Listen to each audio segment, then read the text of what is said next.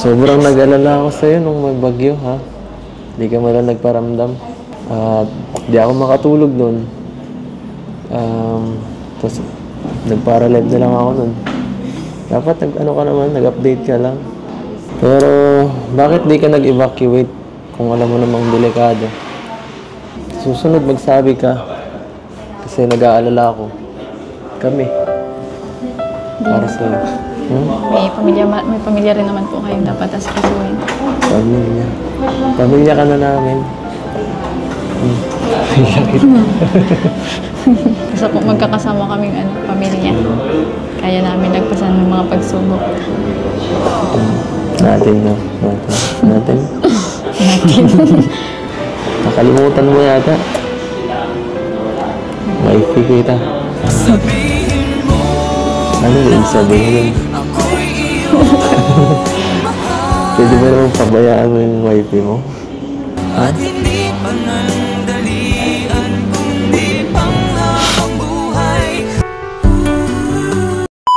Ayan mga kamamsya, ayan mga kalingap, welcome back to my channel. Ayan, shout out sa ating mga viewers at syempre shout out sa ating ama ng kalingap, Kuya Bal Santos Matubang, Ate Edna Vlogs at Kalingap Prab. Ayan, support natin ng kanilang mga channel. At shout out din sa aking mga kasamahan sa Karepa. Ayan, bali ngayon ang papanoorin natin is yung karugtong ng part 49 ng EDC. Tara, panoorin natin. Ay, grabe na. Wow,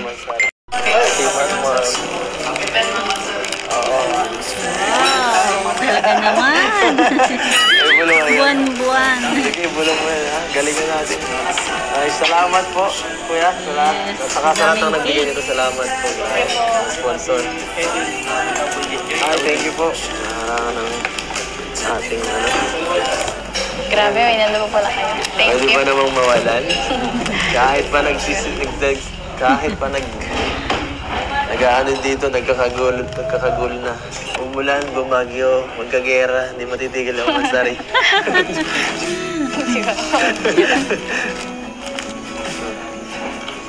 Happy ng bet. Happy ng baby. Gusto mo bang tingnan ang mga laman nito? Mamaya na lang po. Kain na po muna tayo. Sige. Para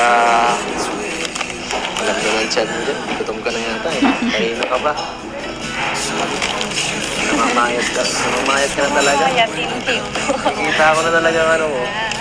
Gutom mo sa leeg. Nagdadalaga na. Sa tingin ko nagdadalaga ng Beyonce kaya medyo nagan. Kasi nung una talaga, di ba, nung binablog siya ni Kalingap o ni Dr. Love, mga bilugan siya. Di ba, bilugan yung katawan niya, yung mukha niya. Pero ngayon tingnan niyo, dalagan-dalagan na, no? Ito dito. Ang ganda. Ganda oh. Bagay lang sa pinagbigyan. Yes. Nararapat lang pag-alay. Wala. Ha? Puro ka lang bola. Totoo nga eh. Ang ganda po talaga. Gilid ko lang muna to. Para yung pagkain natin ay ay lagay. So ayan guys, kain na po kami. Happy Mansari sa EDC. Yay! Happy Mansari. Happy Mansari. Ay, thank you din kay Ate Enjoy. Ay, malapit na anniversary niya. Ano insan? Insan Biansi. Pwede ka na ba sa Japan? Anniversary? Yes. Bakasyon yun. Go for Japan. Ganda dun bro. Sana matuloy nga talaga. Guys, sana po mo kasama si Biansi. Tuloy na. No? Yung ano lang, kasi kasuyin natin yung visa niya. Sana makasama. Pag-pray natin guys. Yun, no? Pag hindi tuloy, ibang bansa na lang tayo. Okay lang kahit hindi ng Japan. Matuloy lang. Yes. Ay, grabe. Grabe ang edgy talaga, no? Napaka-humble. At saka, diba, sabi nga ng ibang viewers, kasi merong live kasi si Kalingap Prab, ay si Edo na may nag-comment na pang daet lang daw sila. Sabi ni Edo, okay lang, o diba? Napaka-humble talaga ng EDSI, syempre, di ba? At saka ano naman, okay lang naman kasi talaga ang love team. Mga viewers lang yung nagpapagulo. Grabe guys. Kain po tayo. Kahit saan, basta magkasama sila.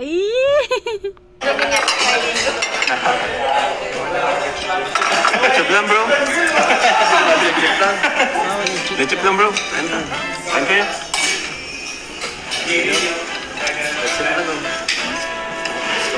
Ay. Pambira. Mga nag-aabang.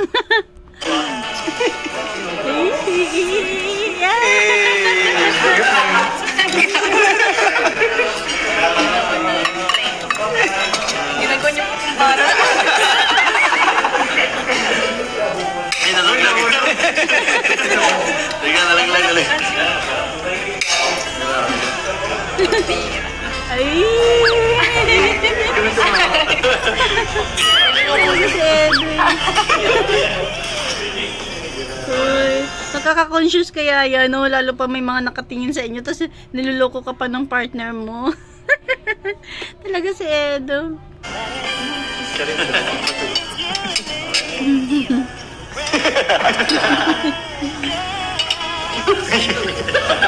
Dahil may naiinggit, suwa na rin kita. Naiinggit siya na rin. Dalawang magkapatid. Mga college ka na, Biancy, no? Wow. Anong kukunin mong course? Tourism? Paano pag may nag-sponsor sa'yo, maaral ka ng sa Manila, di ba? Kasi doon yung may mga flight attendant. Okay lang sa'yo na LDR kayo?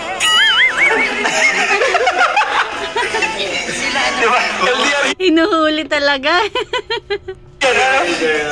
Hindi, syempre, kung sakali lang LDR. Open pa sa long distance relationship. Sila mama po yung inaano ko. Ayaw ko mapalayo kila. Ayaw mo mapalayo. Ayaw mo, no? Grabe din pa. Wow. Nilinaw ni Beyonce. Sila mama po yung iniisip ko. Kasi para ibig sabihin, parang ayaw niyang lumayo kasi iniisip niya sila mama niya. Sila mama niya. Syempre si si Edo. Pati ang sa inyo ni mama mo, yung kumbaga... Grabe po pati yung mag-alala. Oo, grabe mag-alala si mama mo. Grabe din siyang nakadepende rin sa'yo. Diba? Kasi ngayon halos di man sa sobrang laki ng naitulong mo sa pamilya mo. Lalo ka na, Beyonce. Parang kinukonsider na rin ni mama niya yung mga mga desisyon, di ba? Kasi laking tulong talaga ni Beyonce. Ando na rin talaga yung appreciate na ng magulang niya yung nagagawa ng anak nila. Diba? Dahil sa'yo, nabago yung buhay niyo. Dahil po yun sa inyo, Kuya Abs. Pero dahil din sa'yo. Kasi ikaw yung na-scout eh. Kami lang yung naging instrumento Yes, ni Lord. tama. Para Kalingap lang matulungan naging ka. instrumento. And nagustuhan ka ng mga manonood natin, sponsors. Di ayaw mo mapalayo kay na mama mo. Dito ka lang sa diet. Siyempre, kay Papa Eds din. Ano yun, may gusto pa naman magpaaral sa'yo sa sa Manila, sa sa UST. Grabe, mamahalin. Sa UST, bro. Grabe. UST yun. Hindi. Si Eds nandito, si ikaw nasa Manila. Video call. Wala yun. Pero sanay kaya mo naman. Halimbawa, huwag nating isipin yung yung family mo. Kung ikaw lang, kaya mo mapalayo para sa career mo, ganun. Rin pala, strong din Yes, si matured na. strong independent woman. Oo, sa palagay ko talaga, kayang-kaya ni Beyonce. Kasi hindi naman siya yung katulad ng ibang kabataan na walang alam gawin sa bahay, 'di ba? Siya yung tipong lahat ng gawain sa bahay alam niya, kaya kayang-kaya niya mag-isa. Syempre, nag-aalala lang din siya na may mimiss niya mga magulang niya. Pero kung sa pag-uusapan is maging independent, maging yung marunong sa buhay, marunong ang Beyonce natin. Harap mo, 'di ba? Flight attendant. Bagay na bagay sa'yo. Bagay na bagay sa kanya, bro. Tama. Isang flight attendant at isang vlogger. Bagay bro, no? Bagay mo. Flight attendant at vlogger. Di pag punta kami ibang bansa, tapos ikaw yung flight attendant doon. Ay, angas na bro. Libre na sa EDS doon. Part na kayo. Ha? Anong part? So, diba, in the future, ang ating Beyonce, mapupuntahan niya lahat ng bansa. Kapag natuloy yung pangarap niyang course. Oo nga, anong part na kayo? Baka part 100, ano na yun, 200 plus. Grabe guys. Ay, nako. Hanggang anong part kaya ang EDSI, no? Unlimited. Unlimited. Gusto wala kami na. Sa susunod na part, abangan ang inaabangan ng lahat na photoshoot ng EDSI. Hanggang sa muli, paalam!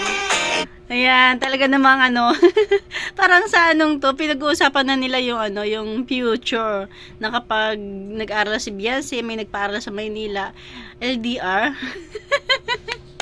Naku, paano yan? Pero sa palagay ko hindi yan lalayo si si Beyonce, lalo pa kung meron naman sa diet, di ba?